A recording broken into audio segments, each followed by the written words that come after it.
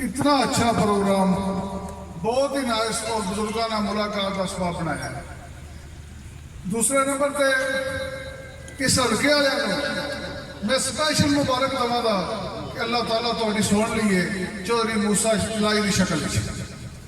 चौधरी मूसा लाई के आमन नाल की फर्क पिया इन्हें कतर किसी की कोई भुल नहीं।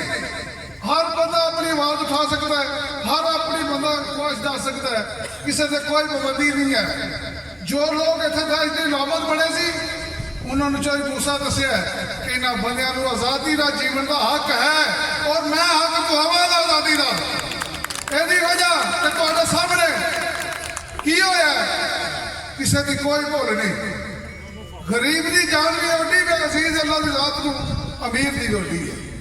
लेकिन इतने की क्या होता है कि एक भाई जनाजे शामिल भी होता है, वो जुम्मे लगता पाया। इस वास्ते अल्लाह की लाठी बड़ी बेवाद है। ये अल्लाह ने तुहाडा सबब लाया कि चौधरी मूसा की शक्ल ही तुहानूं एक कैंडीडेट मिल गया। हुण अगे रह गई बात तुहाडी, ये तुहाडी मर्जी है, तुहाडी दिल की ख्वाहिश अल्लाह ने पूरी की है। तुसां सिर्फ ड्यूटी कर ली कि चौधरी साहब नूं एमएनए हल्के चों बनाना है। ਇਹਦਾ सवाल भी लचक जी थोड़े वास्ते नुकसान दे वो चोई विजात का हिसाब ज्यादा है। उन्होंने हार जितना कोई मकसद नहीं, कोई उन्होंने घर कमी नहीं है। अल्लाह ने बहुत ज्यादा इज्जत दी है। सिर्फ साड़ी खिदमत थोड़ी खिदमत वास्ते वो हल्के चाहे ने। मैं एक ही रिक्वेस्ट करांगा कि चौधरी साहब को कंड ना विखाइयो, चौधरी साहब को बढ़ाओ। तुहानूं मजा ना आया जो सजा बनती चौर की वो मैं चलांगा।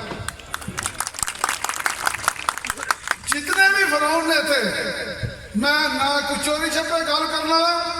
उन्हें क्या सी दिल्ली वाले वाकया के मुतलक मीडिया जान के कि गलत भी आता है। अज मैं उन्होंने कोटली आन के दसन लगा कि कोटले जो बाजार चाह भी गलत होया, वो भी जुल्म होया। उस जिन्होंने लोगों का जुल्म होया उन्होंने भी अल्लाह के हुक्म नाल असीं उन्हां दे नाल हां, उन्हां दा हर साथ देने वास्ते तैयार हां। लेकिन स्टैंड तो नहीं लेना, आवाज दें रात को दिन को। असीं इंशाअल्लाह चौधरी मूसा सुने और चौधरी सादत नवाज सुने, असीं सारे हाज़र हैं। बाकी खिदमत के मुतलक चौधरी बरादरान की कोई लुक छुप नहीं किसी बंदे की तरक्याती कामां के हवाले नाल।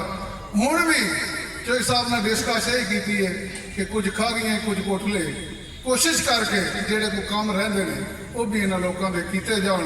अल्लाह ताला टाइम दिते है। तुहाडे अंकल स्पीकर पंजाब ने जेडे तारीख लिख के ने अपनी वज़ीर आला शेफी च, बाकी जितने भी वज़ीर आला आए ने सब उन्होंने मुकाबले जीरो आए हैं। ये सिर्फ वजह तुहाडी खिदमत, तुहाडा इलैक्शन उन्होंने जिताना।